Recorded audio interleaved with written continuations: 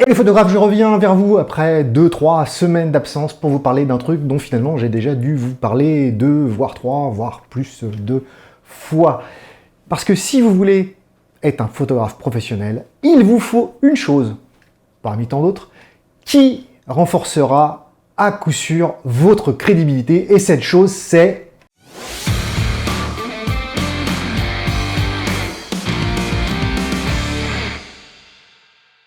créer un site internet pour votre activité de photographe. Alors si vous ne me connaissez pas, eh bien je suis Monsieur Photographe et j'aide les photographes amateurs qui veulent devenir professionnels ou les photographes professionnels qui veulent avoir plus de clients, développer leur business sur cette chaîne YouTube entre autres. Et il y a aussi un blog. D'ailleurs j'ai fait un petit article sur la vidéo que je suis en train de faire actuellement que vous trouverez sous la vidéo, en dessous, là. Alors pourquoi j'insiste sur avoir un site internet? Parce qu'un site internet, il servira autant comme une carte de visite que pour capter vos prospects, à savoir vos futurs clients. Alors peut-être que vous avez déjà une page Facebook, un compte Flickr ou un feed Instagram. Et ça, ouais, c'est bien, mais ça suffit pas. Le site internet du photographe, c'est pour moi, le maillon central qui va vous permettre de faire tenir finalement tout votre business debout. En tout cas, moi, c'est comme ça que je l'ai construit. Alors, dans cette vidéo, je vais vous expliquer comment on met en place un site internet de qualité en tant que photographe professionnel. Et on va voir les étapes à suivre pour créer votre site. Et après, vous allez découvrir ce que vous devrez faire une fois votre site créé. Et si vous avez déjà un site, ce que vous devriez faire dès maintenant. Et puis, je vais vous révéler l'astuce la plus importante, ultra importante à connaître, que finalement peu de personnes utilisent sur leur site internet. Et pourtant, faire ça, ça fait toute la différence entre quelqu'un qui visite votre site et quelqu'un qui devient un client.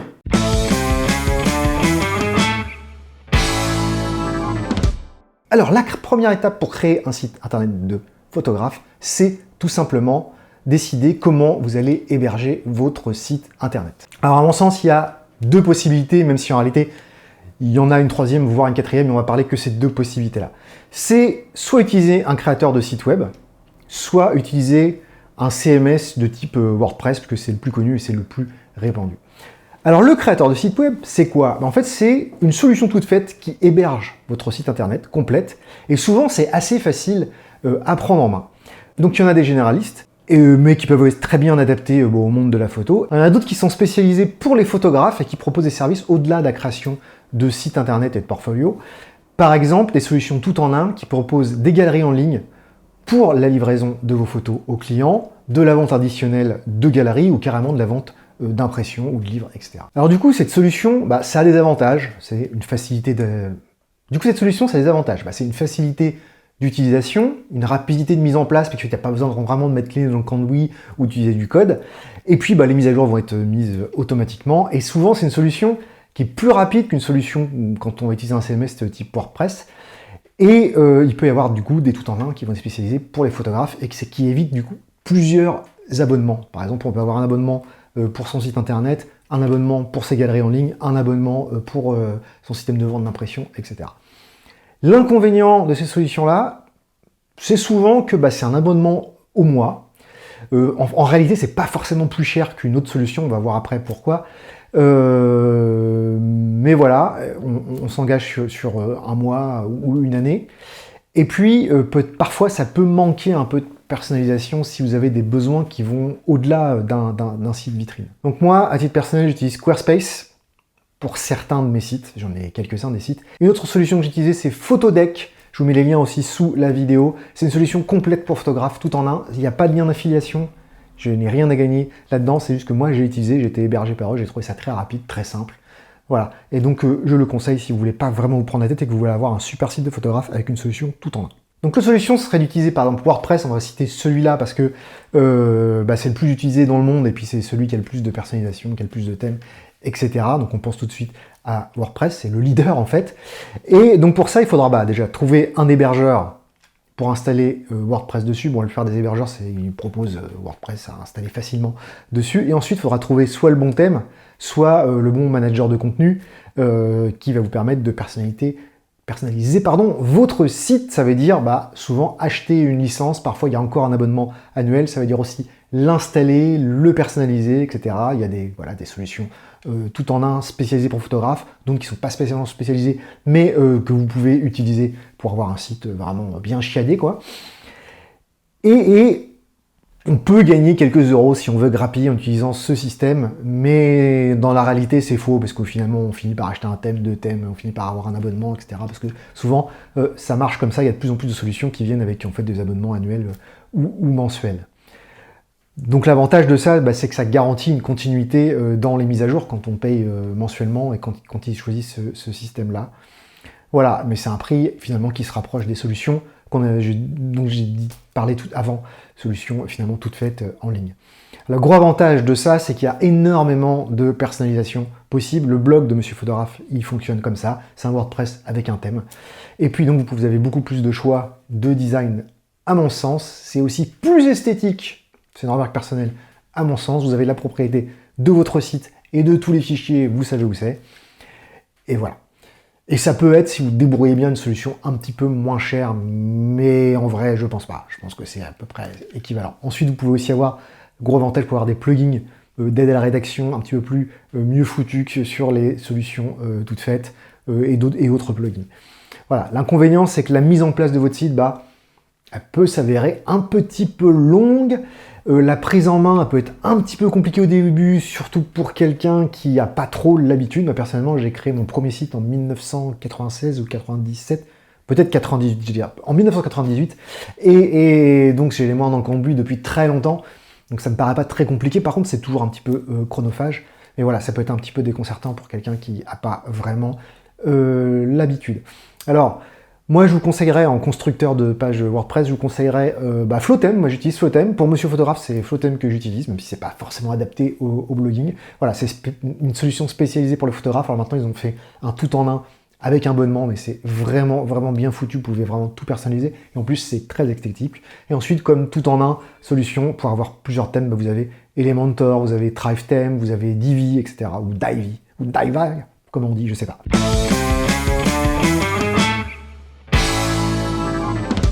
La deuxième étape, c'est tout con, ça va être de choisir un nom de domaine pour son site internet. Alors je dis c'est tout con, mais en fait, encore pas plus tard que ce matin, je voyais un photographe qui n'avait pas de site internet et son site s'appelait machin photographe Paris je sais pas quoi .wordpress.com, photographe.wordpress.com ou .wix je sais plus.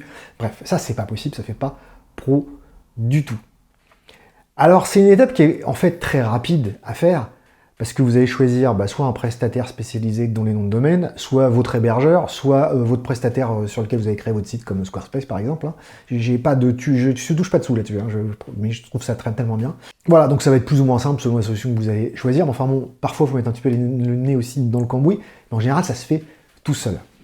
Mais là, le gros problème en fait, ce que vous devez résoudre, ce que vous ne devez pas louper, c'est le choix de ce nom-là. Parce qu'après, vous allez avoir énormément de mal à revenir en arrière si vous décidez d'en changer dans un an. Si vous décidez d'en changer dans 2 semaines, ça va être plus facile parce qu'il ne sera pas encore très bien référencé, mais si dans 1 an, 2 ans, vous en avez marre et vous avez envie de changer de nom de domaine, ça va être un peu compliqué, vous allez galérer avec Google, etc., etc. Donc, vaut mieux avoir un nom qui vous lassera pas dans le temps. C'est vraiment un truc à réfléchir, il ne faut pas se précipiter et donc que vous êtes sûr de garder longtemps, quoi.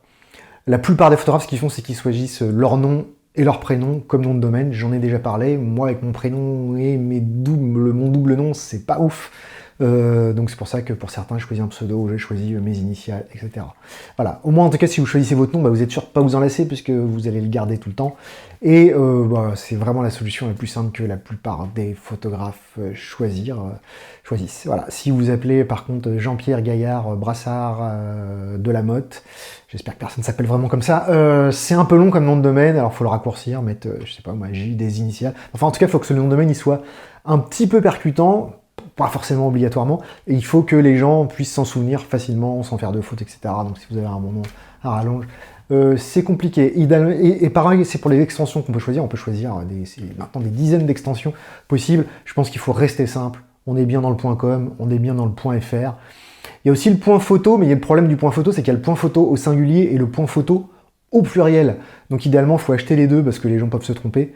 Mais ça peut être sympa d'avoir son nom, prénom, point photo, et vous achetez les deux noms de domaine, et puis il y en a un qui va rediriger vers l'autre. Ne faites pas l'erreur d'héberger votre site et de faire pointer les deux noms de domaine dessus. Ça, Google aime pas du tout. Enfin, quand je dis faire pointer, c'est-à-dire faire des liens. Google considère que c'est deux sites différents, mais s'il voit que deux sites différents avec deux adresses différentes, donc point photo et point photo S au pluriel, c'est pas la même chose, il va pas aimer, il va vous pénaliser. Donc vous faites un site, vous faites les liens vers le même, donc point photo au singulier par exemple, et le point photo au pluriel que vous avez acheté, vous le faites juste rediriger vers la page d'accueil. Dès que quelqu'un tape point photo au pluriel, pof, il retombe, il arrive sur la page d'accueil. Voilà. Vous pouvez, sinon l'autre solution, c'est aussi de choisir un pseudo comme nom pour votre site internet.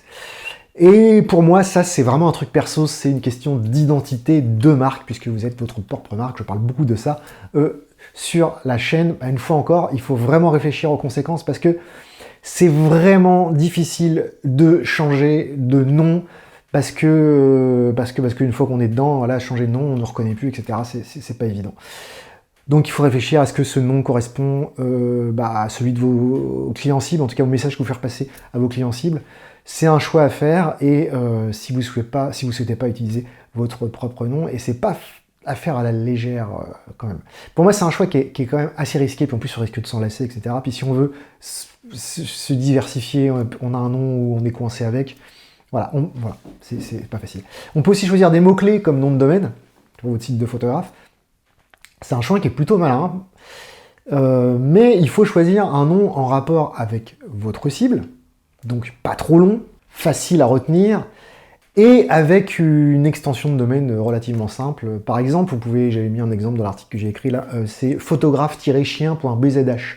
En gros, si vous êtes un photographe animalier spécialisé dans la photo canine en Bretagne. Voilà, c'est vraiment une niche comme photographie, mais pourquoi pas, il faut être sûr de ne pas en changer, ou alors vous faites un petit peu comme moi. Moi, j'ai scindé mes activités, du coup, j'ai 4 ou 5 sites internet différents en fonction des activités. Le drone, la photographie d'entreprise, la photographie de mariage, etc., etc., etc.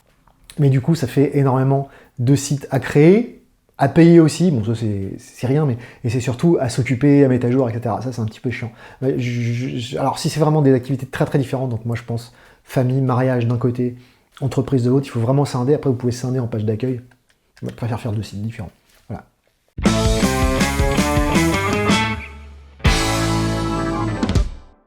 Étape numéro 3, il va falloir penser au contenu qu'on va mettre sur son site internet. Parce que oui, il faut bien remplir votre site internet avec des trucs, avec des pages par exemple, et il y a des pages indispensables. Une fois de plus, c'est à mon sens, j'arrête pas de dire à mon sens, mais voilà, parce que c'est selon mon point de vue, que vous devez avoir. Parce que l'attention des personnes, elle est de plus en plus difficile à capter. C'est pourquoi il faut tout mettre en place pour vous donner le maximum de chances pour que vos visiteurs restent, et pour que vos visiteurs, qu'est-ce qu'ils doivent faire? Vous écrire. Alors la première page, c'est évidemment la page d'accueil. C'est la page avec un grand la, on va dire, avec un grand P. C'est la page à bien soigner, parce que c'est la porte d'entrée de nombreux visiteurs sur votre site. Et une personne qui arrive sur votre site doit tout de suite comprendre de quoi ça parle, l'objet du site, de quoi il s'agit, quels sont vos services, quels services vous proposez.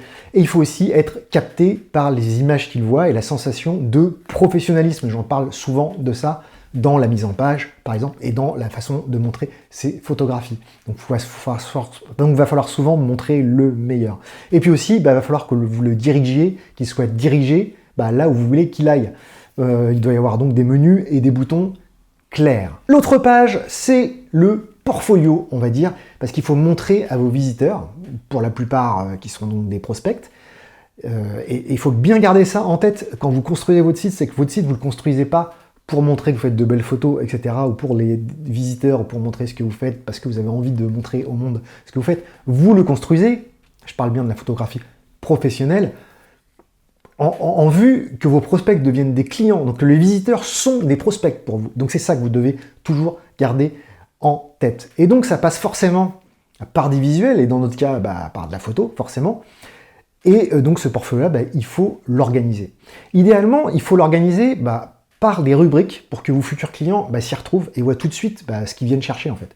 Si vous n'avez pas encore assez de photos pour mettre plusieurs rubriques, juste, il suffit d'être un petit peu cohérent, de ne pas mélanger ces photos, par exemple de la photo de rue avec des photos de mariage ou des portraits, etc. Et puis, un autre écueil, c'est de vouloir mettre trop de catégories, à l'inverse, que je dis qu'il faut mettre des catégories pour que le client trouve ce qu'il vient chercher. Et là, vous risquez un petit peu de perdre votre prospect parce qu'il va être perdu dans toutes de nombreuses catégories, voire un petit peu de l'effrayer parce que en photographie, on ne peut pas être bon dans tout. On peut pas être bon dans tous les domaines, c'est pas possible. Ou alors, il faut avoir vraiment une expérience de plusieurs années, voire dizaines d'années. Alors, une autre page ou rubrique qui est pour moi importante, c'est une présentation. Alors pour moi, il ne faut pas que vous oubliez que vous adressiez à des particuliers ou à des entreprises, qu'en face, c'est toujours un être humain qui va lire votre site et qui va vous contacter. Et quand on a un être humain, on est curieux et on a tous envie un petit peu de savoir à qui on confie une mission quand c'est un truc payant, quoi. Et donc, c'est bien de créer une première petite connexion dans le début de la relation. C'est pour ça que pour moi, c'est important de créer soit une page de présentation un petit peu fouillée, ou au minimum une rubrique, je sais pas, sur votre page d'accueil, de présentation de type à propos, etc. C'est pour créer cette petite connexion avec votre futur client et pour qu'il voit à qui il a affaire. On a toujours envie de voir à qui on a affaire, qui n'a jamais, ou alors c'est peut-être parce que je suis trop curieux, mais googler le nom d'un client sur Google, voilà, pour savoir qui c'était, ça arrive. Alors une autre page auquel on pense pas tout de suite, parce que c'est pas forcément le truc qui nous importe le plus, c'est les mentions légales. Et donc là-dessus, je vais pas faire un cours parce que je suis pas très fort en droit. Je vous invite à vous renseigner sur les mentions que vous devez mettre sur votre site. Il doit obligatoirement avoir une page avec des mentions légales et des conditions générales d'utilisation. Et en plus, si vous utilisez des cookies, le visiteur doit pouvoir les refuser clairement, donc renseignez-vous sur le RGPD. Et maintenant, on va voir la rubrique la plus importante à mettre sur votre site internet comme photographe pro. Et c'est bien sûr la page de contact, ou à défaut, un formulaire de contact. Voilà, c'est dit, c'est la page contact. Alors, le plus important, vraiment le truc le plus important sur votre site, et beaucoup de photographes l'oublient, c'est que tout le contenu de votre site doit être créé dans un seul but, celui de vous faire contacter par les clients. Je crois que je l'ai déjà plus ou moins dit un petit peu avant. Donc vous ne devez pas oublier de disséminer dans des endroits stratégiques sur votre site des appels à l'action, c'est-à-dire au minimum des boutons qui amènent à votre page de contact. Cliquez ici, oui je veux un devis, je souhaite avoir un devis, etc. etc.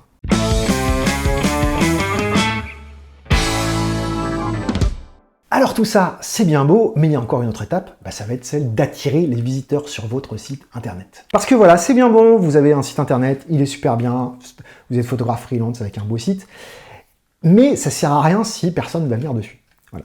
Et donc il y a 4 sources possibles par lesquelles vos visiteurs, on va dire le prospect, ou futurs clients, peuvent arriver sur votre site. La première chose, c'est le lien direct, c'est-à-dire que la personne a tapé l'adresse de votre site internet directement dans la barre de recherche. Donc soit ça veut dire qu'elle est déjà venue sur votre site, soit elle l'a eu par exemple sur une carte de visite, un flyer, soit vous lui avez donné oralement ou au téléphone. Voilà. Et donc il y a déjà eu un contact avec le prospect si la personne tape votre site directement. La deuxième possibilité, c'est qu'il vient des réseaux sociaux. Et ça veut dire que c'est très important que l'adresse, en tout cas de votre site internet, soit reliée à vos comptes de réseaux sociaux. D'abord parce qu'une personne peut donc en découvrir plus sur vous et sur votre travail, par exemple sur Instagram, comme vous mettez l'adresse de votre site internet. Et puis afficher votre site internet sur vos réseaux sociaux, ça va renforcer votre crédibilité de photographe pro, de professionnel, comme je le disais au début, ça sert aussi à ça, un site internet. Et puis enfin, les moteurs de recherche, ils vont faire le lien avec vous. Alors l'autre possibilité, c'est les liens à référence, c'est-à-dire les sites qui vous référencent, en tout cas, qui vont mettre un lien qui pointe vers votre site, donc les annuaires, forums, blogs, etc. Et les liens sur le web ont une importance dans votre référencement sur Internet, même s'ils peuvent au final ne représenter qu'une petite partie, une faible partie de votre audience, des visiteurs qui viennent sur votre site, ça a en réalité une très grande importance. Les moteurs de recherche, c'est la 4e possibilité, et c'est certainement de là que viendront la majeure partie de vos visiteurs. Bon, ça dépend des photographes, ça dépend de votre stratégie. Donc à l'heure où j'écris ces lignes, évidemment, on ne peut parler que de Google puisque c'est le moteur de recherche numéro 1. Donc la première chose à faire une fois que votre site est en place est de vous créer un espace dans la Google Search Console pour dire à Google que votre site existe et le référencer. Et donc il va falloir travailler votre classement dans les moteurs de recherche. C'est le principal boulot quand on a un site internet.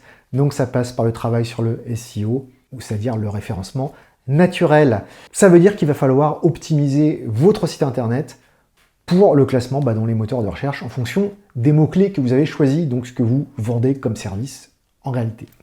Et ça, c'est un travail de plus ou moins longue haleine et plus ou moins permanent aussi, qui demande donc de s'y atteler dès le début, dès la création du site et de le penser vraiment en amont. Donc je ne vais pas encore sur le sujet ici, mais je vais quand même vous donner 3 grands principes. Premier grand principe, c'est de ne pas cannibaliser ces mots-clés. Donc il faut choisir des mots-clés différents pour chacune de vos pages. Une page peut avoir plusieurs mots-clés, mais par contre, ils ne doivent pas se retrouver sur d'autres pages. Alors quand je dis pas se retrouver, c'est-à-dire que d'autres pages ne doivent pas être optimisées pour ces mots-clés-là. La deuxième chose dans les grands principes, c'est d'avoir suffisamment de texte sur chaque page, parce qu'en tant que photographe, on a plutôt tendance à avoir envie de mettre du visuel, des photos, etc. Mais il faut quand même écrire un petit peu. Minimum du minimum, c'est 500 mots par page, mais c'est vraiment pas beaucoup en réalité. Je pense qu'il faut au moins 800 mots pour un meilleur classement, et si vous pouvez faire 1500, 3000 mots, c'est encore mieux, mais essayez d'écrire 3000 mots, vous allez voir, c'est méga long. L'article que j'ai écrit qui vient de cette vidéo, enfin plutôt l'inverse, parce que c'est l'article puisque c'est la vidéo qui est faite en fonction de l'article, fait je crois 1800-1850 mots, c'est vachement long à écrire. Autre principe, c'est d'avoir des pages qui soient bien structurées, donc avec des paragraphes, un paragraphe d'introduction, des titres, des sous-titres, etc. Il faut vraiment structurer ces pages. Autre principe, il faut avoir du contenu multimédia sur vos pages. Donc dans notre cas, des photos, donc ça va être relativement facile, mais en plus si vous mettez des vidéos, ça cartonne. Et puis, un autre grand principe, c'est d'avoir un bon maillage interne, c'est-à-dire qu'il y a une cohérence dans la structure de votre site, qu'on s'y retrouve bien, voilà, vous l'écrivez sur papier si vous voulez pas, et puis qu'il y ait des liens dans les pages, dans les paragraphes, etc., vers d'autres pages de votre site, qu'on puisse s'y retrouver, qu'il n'y a pas une page qui se balade comme ça, toute seule. Alors on repart sur comment se faire connaître, et on va parler un petit peu de la publicité. Est-ce qu'il faut faire de la publicité sur Internet? Alors oui, ça peut être intéressant de travailler sur ce qu'on appelle le SIA, c'est-à-dire la publicité sur les moteurs de recherche, mais il faut bien maîtriser le sujet, et si vous ne voulez pas que cela vous coûte un bras, et que pour rien, en fait, il faut vraiment avoir travaillé avant, ou faire appel à un professionnel qui s'y connaît. Moi j'ai une stratégie comme ça, je dépense tous les mois pas mal d'argent là-dedans, je pense que ça me rapporte des clients. J'ai une stratégie un peu pourrie, mais c'est vraiment intéressant. Alors qu'est-ce qu'on fait après quand on a notre site internet en plus de ça? Est-ce qu'on peut faire autre chose, aller encore plus loin?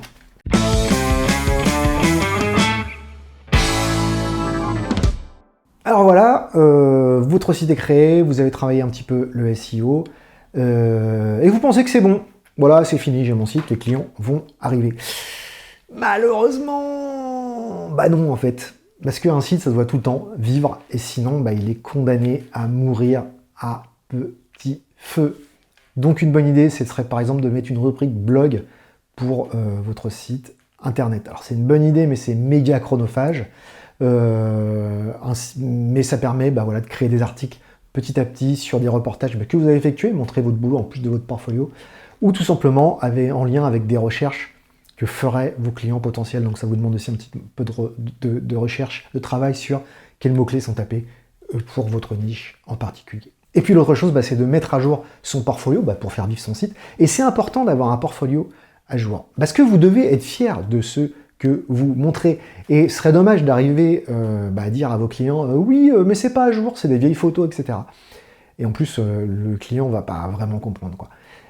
Donc, agissez, établissez un plan d'action pour que vos sites internet soient mis à jour régulièrement. Vous dites telle date ou tel mois, je fais ci, ça, ça. Et si vous avez une période creuse, profitez-en pour mettre un petit peu ce boulot-là là-dedans. C'est ça aussi le métier de photographe. Alors ce que vous pouvez faire aussi, c'est analyser votre site. Donc il y a tout un tas d'outils, à commencer par ceux fournis gratuitement par Google, qui permettent d'analyser d'où viennent vos visiteurs, quels mots-clés ils tapent, etc., etc., etc. Qu'est-ce que vous pouvez faire d'autre pour attirer les visiteurs? Un truc super simple, je crois que j'en ai déjà parlé dans d'autres vidéos, mais vous pouvez avoir vu tout mon contenu, c'est tout simplement de créer une page Google My Business. C'est gratuit, c'est de la recherche locale, et c'est ce qui est le plus mis en avant par Google. C'est la première chose que vous voyez quand vous tapez quelque chose sur le moteur de recherche Google, c'est il vous remet de la recherche local. Donc, faut pas s'en priver, quoi. Voilà, comme je le disais, pour moi, le site internet, c'est le maillon central de ma stratégie, mes sites internet, plus exactement. Donc, il faut le construire, le faire vivre, le faire connaître des moteurs de recherche, etc. C'est un travail, vraiment, c'est un boulot important quand on est photographe et c'est votre carte de visite. Vous devez être fier de votre site internet. Ce n'est pas un site qui doit ressembler au site qu'on faisait dans les années 90. J'espère que cette vidéo vous aura plu. Je pense qu'elle est un petit peu longue. Je vais voir au montage combien de temps ça dure. Et comme d'habitude, je vous dis merci et à bientôt. Je vous remercie d'avoir regardé cette vidéo jusqu'au bout. Pour soutenir la chaîne, abonnez-vous, likez, commentez, partagez. Merci.